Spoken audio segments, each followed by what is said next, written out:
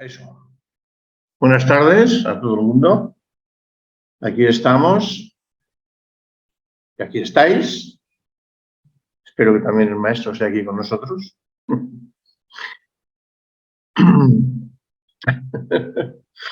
Bueno, en la jerarquía se dice, y el maestro Eduard Kuhl así lo publicó en sus libros, que así como piensa el hombre en su corazón, así es en realidad. Así es como piensa en el corazón, así somos. Es una frase bonita, pero no solo es bonita, es muy cierta y realmente deberíamos meditarla un poquito, ¿no? Pronunciarla y meditarla un poquito para entender un poquito la profundidad que tiene y que sostiene la frase. Todos tenemos, desde que nacemos, desde que somos bien jóvenes, muchos proyectos de vida. Yo seré esto, yo haré lo otro. Muchas ilusiones, muchos deseos a lo largo de la vida se van cumpliendo, unos sí, otros no, etcétera, etcétera. Pero el deseo, que no hemos de olvidar que es una parte de la voluntad, el deseo acaba siendo la voluntad espiritual, acaba siendo la voluntad espiritual. Y de momento, para los seres menores, más pequeños, con conciencia, esto es muy válido, está muy presente en toda la vida del ser humano. Que los deseos, las ganas de mejorar, las ganas de adquirir cosas materiales, simplemente, claro, evidentemente empezamos por las cosas materiales. Y luego, poquito a poquito, vamos variando hacia cosas más substanciales. Pero de momento, al principio, sobre todo, somos seres materiales y lo que queremos es, pues bueno, tener, no sé, lo que quiere la mayoría de la humanidad, tener una buena esposa, un buen marido, un buen coche, tener un buen piso, o un buen apartamento, o una buena casa, un buen empleo, todo eso. Todas esas cosas se van acumulando en nuestra psique porque la impulsa el deseo. El deseo que, repito, más adelante será la voluntad de la propia personalidad y más adelante la voluntad del alma. Nos dejamos guiar y está bien porque es parte del entrenamiento que recibimos todas las personas, que así sea.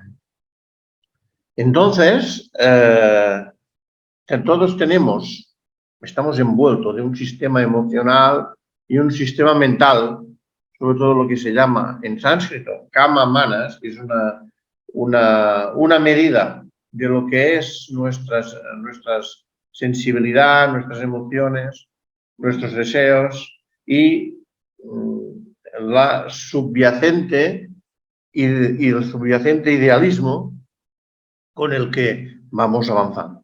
Tenemos un ideal de sociedad, un ideal de persona, que lo vamos materializando o no, de acuerdo a nuestras posibilidades, de acuerdo a la fuerza de nuestro impulso, de nuestro deseo, y lo vamos consiguiendo o no. Algunas cosas sí, otras no. Pero esto es un entrenamiento, repito, básico, para que cuando el ser humano llega al punto de poder ser quien es, ¿qué quiere decir? Cuando hacemos contacto, la personalidad hace contacto con el alma, entonces podamos sustraer del alma, poquito a poquito, ocupar el lugar de la personalidad, que el alma ocupe el lugar de la personalidad y así hacernos personas de provecho para nosotros mismos y para la sociedad. Este es el proceso. Es un proceso que psicológicamente es así, lo tengamos descubierto o no, pero la jerarquía nos lo dice muy claramente, nos habla muy claramente en ese sentido, que es un halo que nos rodea y que el cual el clarividente puede ver y el clariaudiente puede escuchar cómo son nuestros deseos. Más íntimos, los de la voluntad más íntima. Guardaros la palabra, como un hombre o una mujer piensa en el corazón, así es en realidad. Así es. No pensamientos pasajeros y deseos pasajeros, sino en profundidad, ¿cómo somos? Entonces, eso, la personalidad es una representación de esa realidad. Somos actores, actores en un mundo que actuamos de acuerdo a nuestras capacidades y según la inspiración que tenemos de esta nube, de este halo que nos dice que es lo que nosotros mismos hemos formado a partir de nuestros deseos, como decía, nuestras emociones, nuestra sensibilidad, nuestro ideal, etcétera, etcétera. O sea, nosotros, de alguna manera, nos conformamos, conformación, a nosotros mismos. Conformamos que nuestros deseos se hagan realidad, hasta en la medida de lo posible. Poquito a poquito vamos tocando más de pie en el suelo y las cosas no son tan de niños como eso, sino que vamos entendiendo que los procesos nos han ido capacitando para pensar con rectitud. Nos hemos estado ceñiendo a un personaje que hemos ido trabajando desde tiempo A. No en los detalles, porque cada vida tiene sus propios detalles, pero sí en el fondo. Sí, en el fondo. Y poquito a poquito nos vamos conformando, como decía, a nosotros mismos. Vamos fortaleciendo nuestros deseos, nuestra opinión de lo que queremos ser, nuestra manera de entender las cosas y lo vamos haciendo así poquito a poquito. Y la voluntad se va haciendo cada vez más fuerte. La naturaleza tiene todo previsto, eso no lo hemos de olvidar. Los seres humanos pensamos que, bueno, hay que hacer esto, hay que hacer lo otro, porque somos, y nuestro maestro, nuestro Kumar, nos lo ha dicho muchas veces, somos sobre todo seres que hacemos, pero poco a poco vamos cambiando el hacer por el ser. Del hacer mucho, a ser cada vez más. Ser quiere decir eso precisamente. Estamos tomando posesión de aquel ideal que teníamos, nuestro propio cielo mental y emocional del ser que queríamos ser, ya desde tiempo inmemorial. Entonces, esa representación cada vez es más exacta.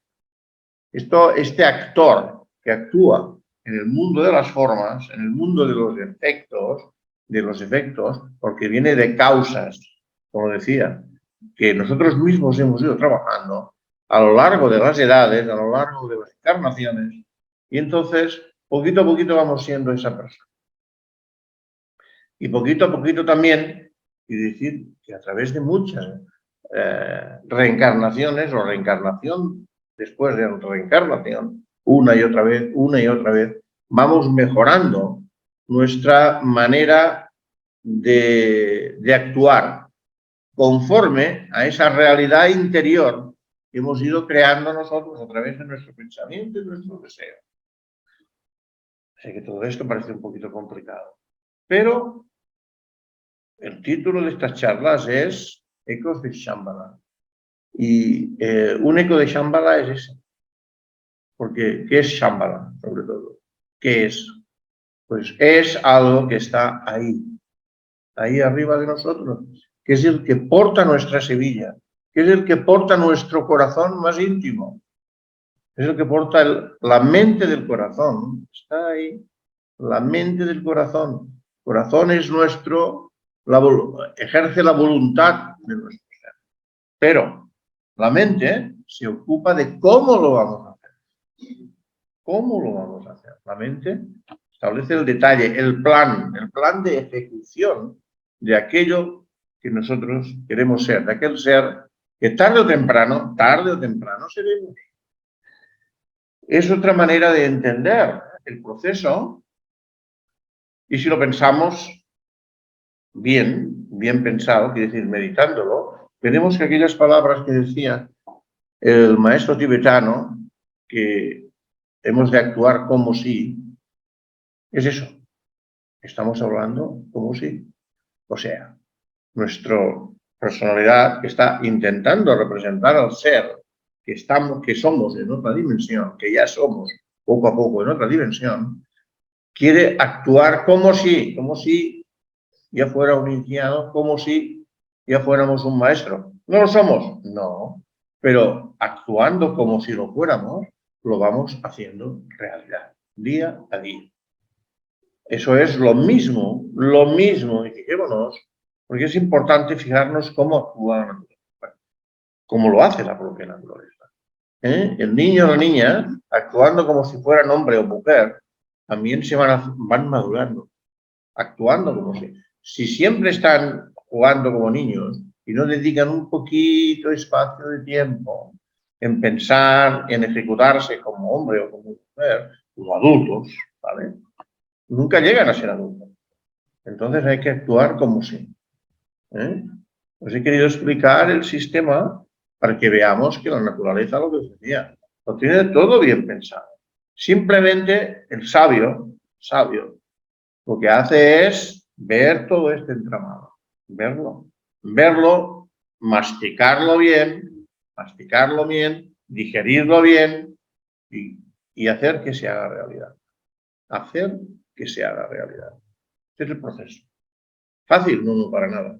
Lo otro son películas, aventuras que tenemos en la vida.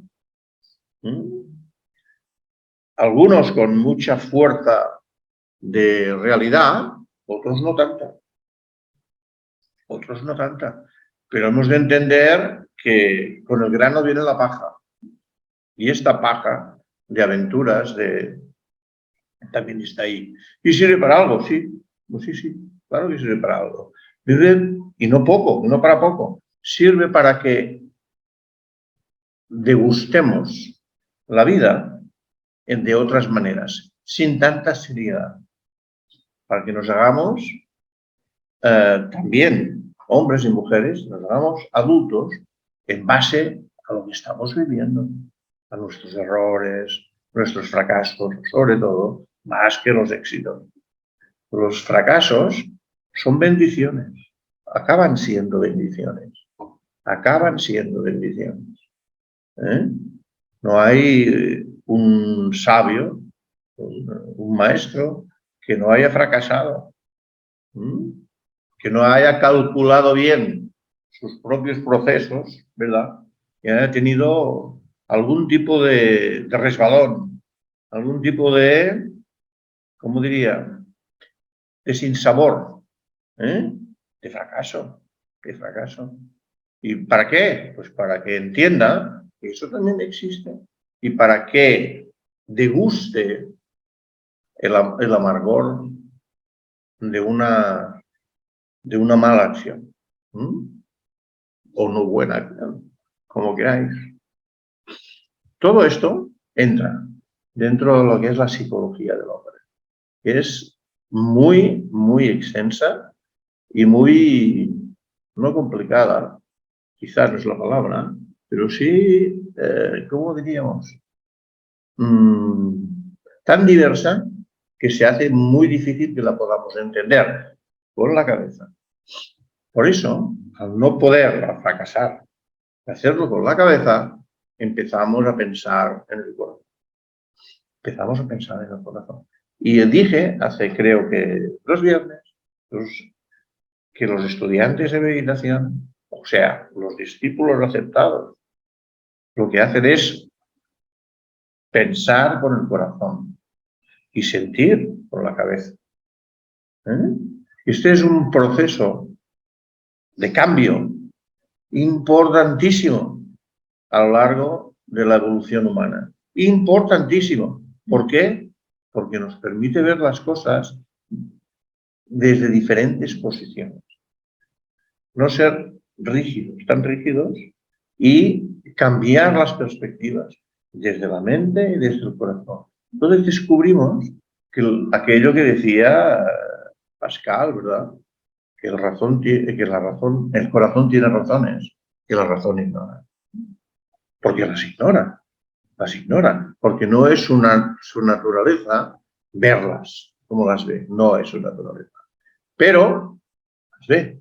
Entonces uno internamente investiga. Investigar quiere decir preguntar y darse a sí mismo respuestas. ¿Preguntar quién? Pues pregunta la personalidad. Responde el alma. Este es un ejercicio que de una manera natural realizamos todos los seres humanos cada vez más con nosotros. La personalidad pregunta, el alma responde, vía interna, lógicamente, o vía externa. Entonces, vía interna, nos vamos acostumbrando a vivir como si, o a vivir, digámoslo como queramos, siendo el actor de nuestro propio proceso evolutivo. Muchas veces lo hemos dicho, ¿cómo? Tomar las riendas de nuestra vida. Pues es eso, es eso, es eso. Y nada más que eso. No es fácil, no hay nada fácil, pero sí que con voluntad, las cosas surgen. En cuanto los seres humanos, en cuanto entramos un poquito, tomamos gusto a la meditación es la clave del proceso por el cual el hombre se convierte en un ángel, el hombre y la mujer, siempre me cansaré de repetir, se convierte en un ángel. ¿En un ángel? ¿Qué es un ángel? Un ángel es el ser que no necesitando un cuerpo físico,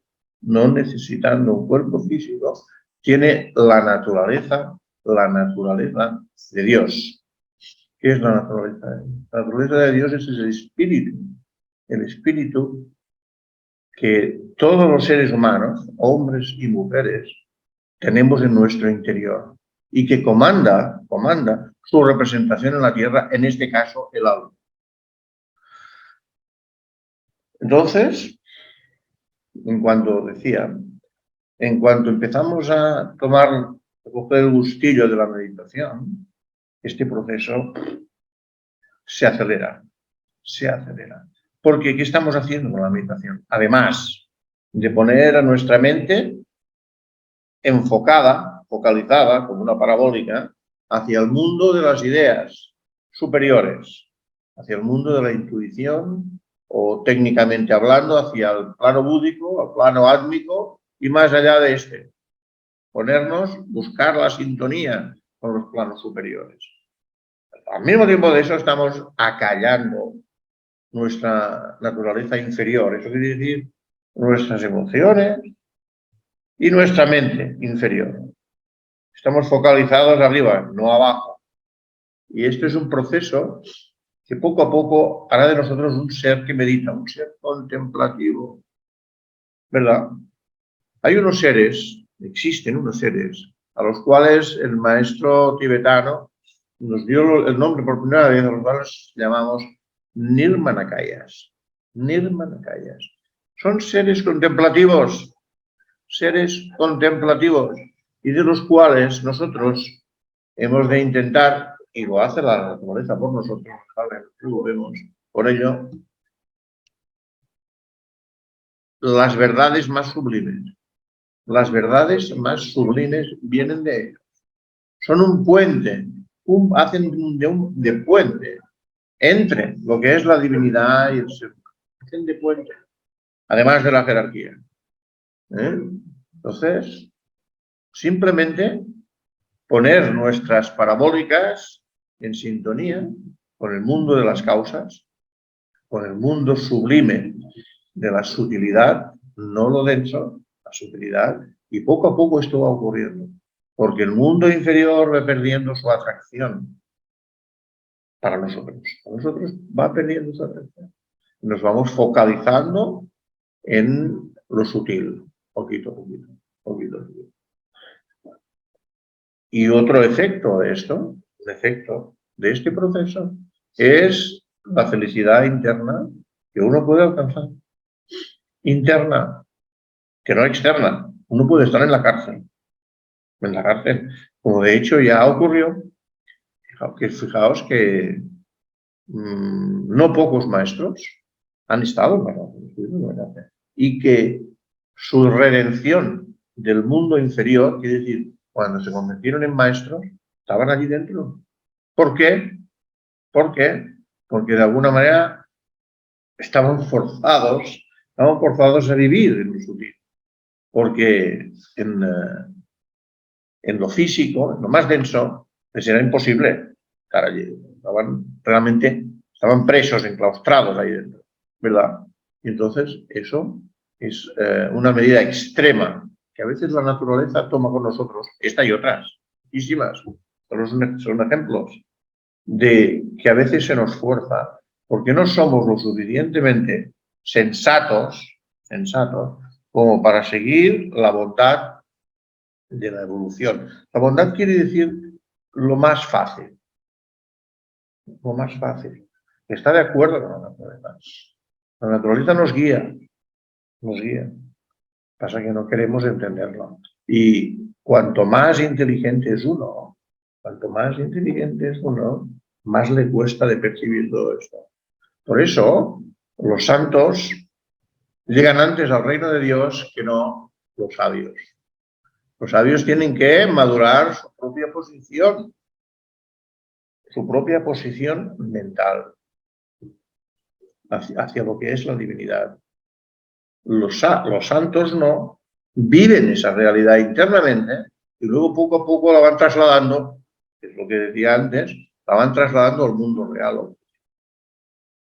En cambio, la gente muy inteligente se cree que con ellos se sobran y se bastan para realizar este proceso.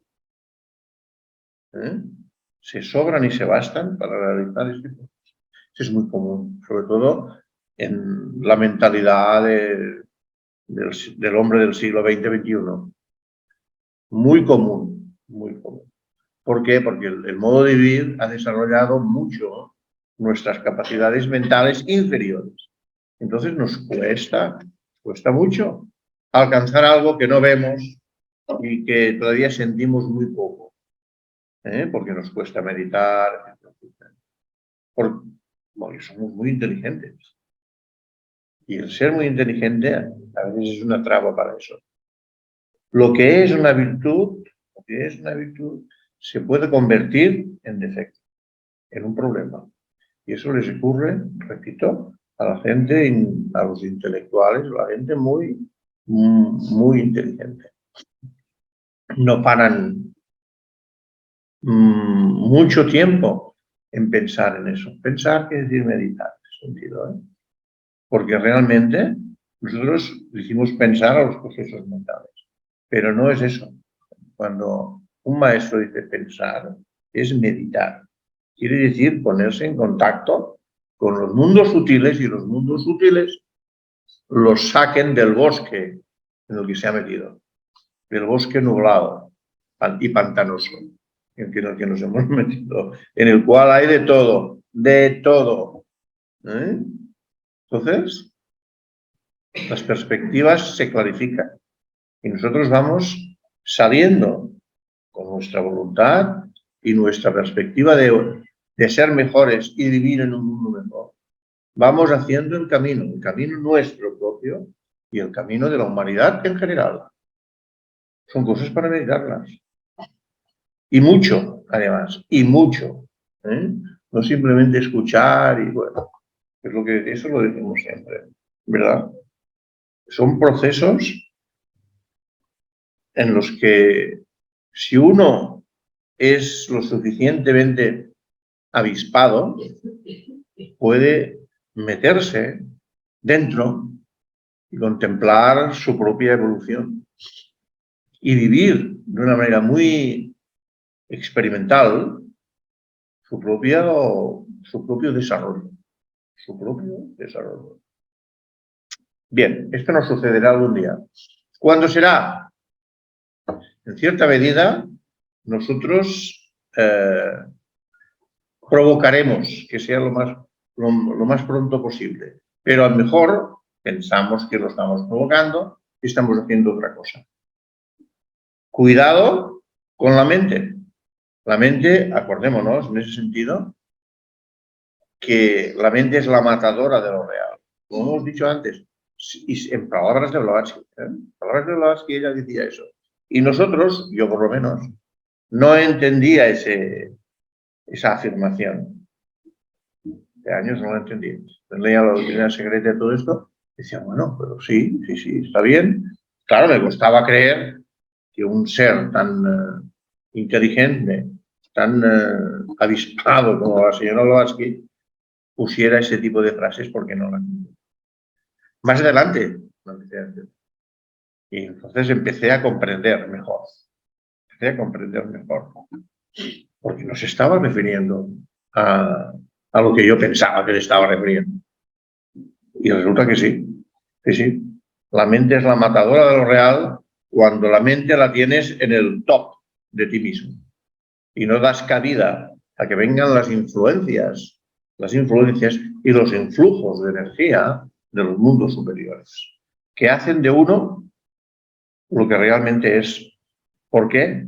Porque en los mundos sutiles uno, lo diré de otra manera, uno, antes de ser iniciado, ahí ya somos iniciados.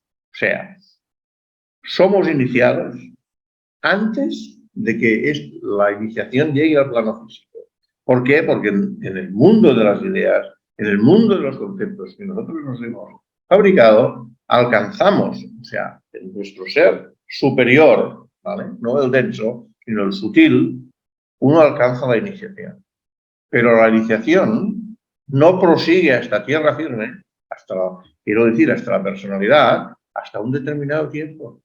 Entonces, por eso la afirmación del maestro Guangul de que uno es iniciado antes de ser iniciado. Es así. Entonces, para que veamos cómo funciona eso. El hombre mecánico, al cual de veces lo llamaba así, los maestros lo llaman así, el hombre mecánico, que es la personalidad, entiende que ha recibido la iniciación tiempo después y a veces bastante tiempo, mucho tiempo. Y se va dando cuenta porque también ve que su propio comportamiento, él mismo, se mira a sí mismo y ve que su propio comportamiento, su propia manera de hacer, excede el proceso simplemente humano.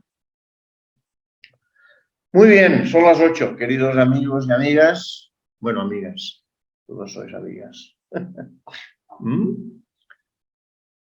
Y yo ya sé que son cosas a veces complicadas, pero como no lo escuchamos con la mente, sino que lo escuchamos con el corazón, pueden llegar más. Pueden llegar más profundamente. Pueden llegar más profundamente. ¿Qué ayuda? ¿Qué cosas de los planos terrestres ayudan a que este proceso se realice? Nosotros somos bastante inútiles observando, porque lo hacemos desde la mente, todo este proceso. Entonces, ¿qué nos ayuda a llegar a eso? Algunos animales. Caballos, gatos, perros. Animales domésticos. Los animales domésticos ayudan en este proceso. Ellos no tienen razones objetivas. Ellos son, si me permitís, corazón. Los animales, pájaros, todo esto. Estar en contacto, más o menos, con los animales, esto nos ayuda a dar ese vuelco, ese cambio. Y ver las cosas, sentir las cosas de otra manera. Nos da fe que aunque nosotros todavía no lo sintamos, hay cosas más allá del puro racionamiento mental. Más allá. Los animales ayudan y mucho. ¿Qué ayuda también? Pues el estar enamorado. También ayuda. Pasa que eso, claro, depende seguramente más de una edad determinada, pero ayuda. ¿Qué ayuda también? El amor de la madre, pues, de la mujer, con los hijos. Seguramente el amor más puro que existe en este mundo que podamos comprobar. Digo seguramente. Y cosas así. Cosas así ayudan en el proceso. Ayudan. Y mucho. Lo que más ayuda, el maestro. Tener un maestro vivo, cerca, o no demasiado lejos. Puede estar en la India y nosotros podemos estar en Europa, ¿no? Pero saber que lo veremos, saber que estamos con él, saber que él piensa en nosotros y nosotros pensamos en él. Todo esto nos ayuda porque nos coloca en lo sutil directamente y vemos una representación real de aquello que anhelamos ser nosotros. Representación verdadera. Es el canon, nuestro propio canon de vida. Está ahí con él. Y cuando estamos con él, la mente se deshace, la mente inferior se deshace. Él está en un plano superior, ¿verdad? Y entonces, al estar siempre en un estado meditativo, para entendernos, el plano búdico, el plano átmico, allí donde viva el maestro más y mejor, pues nosotros con la mente inferior no llegamos, no podemos llegar. Es imposible. Y si alguien llega, es que no ha trascendido todavía el puente de amor que nos une al maestro. El maestro hace, con su presencia, dicen las escrituras sagradas, que el discípulo se convierta en maestro. Y el discípulo se convierta en maestro. O sea, que cruce el umbral, que cruce ese miedo de perder, es un miedo, de perder la personalidad. Ya no seré yo mismo, ya no sé qué.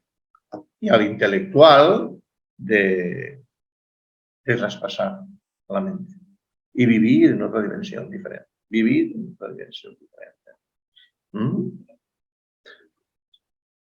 Al intelectual le cuesta muchísimo, muchísimo llegar a este punto. ¿Por qué le cuesta más? En cambio, a la persona más amorosa, más... Como muestra, fijémonos en que normalmente en las reuniones como esta que estamos haciendo, las reuniones de discípulos o aspirantes a una vida superior, a una vida espiritual, hay cantidad mayoritaria de mujeres, no de hombres. El hombre y la mujer somos iguales en nuestra constitución espiritual y somos iguales, pero el hombre tiene sus peculiaridades, la mujer tiene las suyas, como sabemos. Y entre esas peculiaridades, el hombre es más mental y le cuesta más todo esto. Le cuestan menos otras cosas, pero esto, el de la vida espiritual, muchísimo más porque no la percibe del todo. Y al no percibirla, no la acaba entendiendo. Aunque diga que sí, aunque siga un maestro. Pero él continúa con sus libros, sus historias. Y cuantas más carreras ha estudiado, a veces peor. Peor. Peor porque está influido por toda aquella cantidad inconmensurable de datos que le cierran el paso desde la mente a lo que está más allá. Me gustaría que pensarais en eso. Pensarais, que meditarais en eso. Y poquito a poquito vayáis introduciéndoos en la sutileza de las cosas. El mundo de lo sutil está aquí, con nosotros, está aquí. No está en otro sitio, está aquí. Simplemente hay que encontrarlo. Igual que la naturaleza tiene su parte sutil, nosotros tenemos nuestra parte sutil y los animales tienen su parte sutil. Nosotros somos seres humanos, sí, tenemos otras capacidades, pero en ciertos aspectos, ya lo he dicho antes, la naturaleza y los animales nos pueden ayudar mucho. Nos pueden ayudar y ayudan mucho. Yo siempre me acuerdo porque le tengo un cariño especial a un santo cristiano, Francisco de Asís. Él, acordaros, o de hermano lobo, hermano no sé qué, todos los animales, ¿verdad? Es un ejemplo vivo de eso, vivo, de un amor inconmensurable con los seres humanos y con los animales. Brutal, espectacular. Es un paso hacia adelante en la evolución muy potente y muy difícil de realizar. Muy difícil, muy difícil. Muy bien. Yo creo que por hoy, si vosotros no tenéis nada que decir o que preguntar o que ya terminamos. Estamos encarando todas estas charlas, todas esas conversaciones entre amigos, no me gusta hablar de charlas, pues hacia un lado muy sutil y quizá muy místico de las cosas. Es posible. Pero en esta sociedad y en el tiempo en el que nos ha tocado vivir, ya tenemos mucho de mente. Entonces quizá vamos a equilibrar un poco el proceso con un poco de mística, pero no mística de la que no sirve para nada, solo para ti, sino de mística en el sentido de la evolución del hombre, de lo que significa estar ahí o estar aquí o este tipo de cosas. Es lo que significa en nuestro proyecto como ser humano. Pasar desde lo que es el simple ser humano a ser humano que podríamos llamar espiritual o meditativo o aprendiz si queréis, de Nirmanakaya. Nirmanakaya os he dicho que son los contemplativos de la tierra. Es uno de los 7 pasos, siguen el camino, de uno de los 7 pasos para la evolución superior.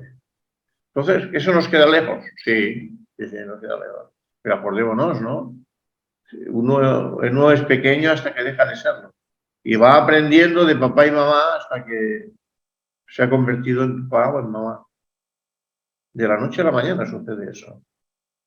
De la noche a la mañana uno dice, bueno, la mayoría lo sois padres, ¿no? Ostras, ¿pero qué ha pasado?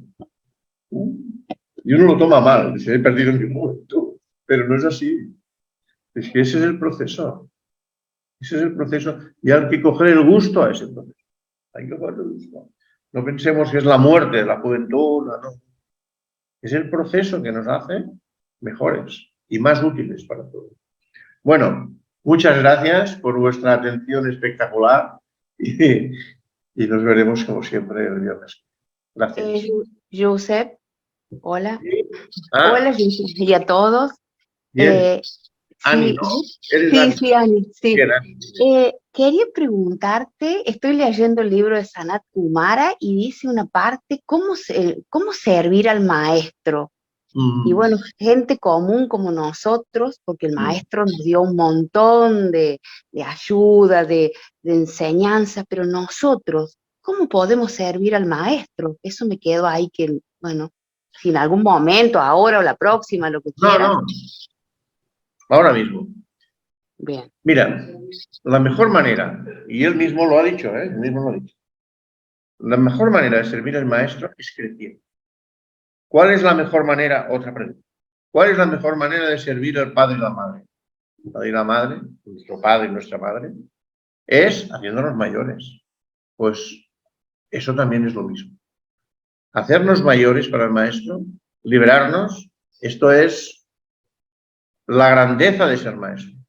Igual que la grandeza de ser padre o madre, y tú eres madre, y lo sabes, es ver que tus hijos florecen, que tus hijos se han hecho mayores y que van siendo útiles a la sociedad, a sí mismo y a la sociedad, que su manera de hacer está de acuerdo con las leyes naturales.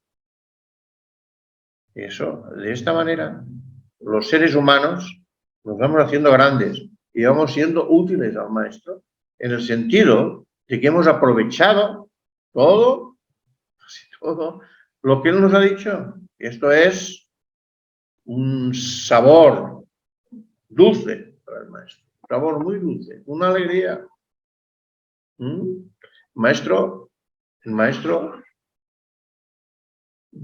se ha impuesto a sí mismo, y a todos los padres, nos hemos impuesto a nosotros mismos a cultivar el campo de nuestros hijos.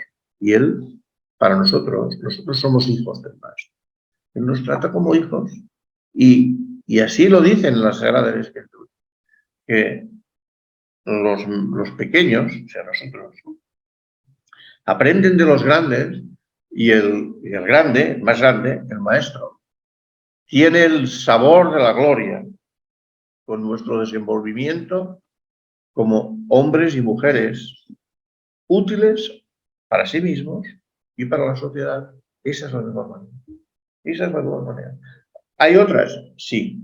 Podemos ayudar en muchísimos planos, pero todos ellos deben conllevar la fuerza de aquel que quiere ser lo que ya es en los mundos espirituales. Es un alma liberada.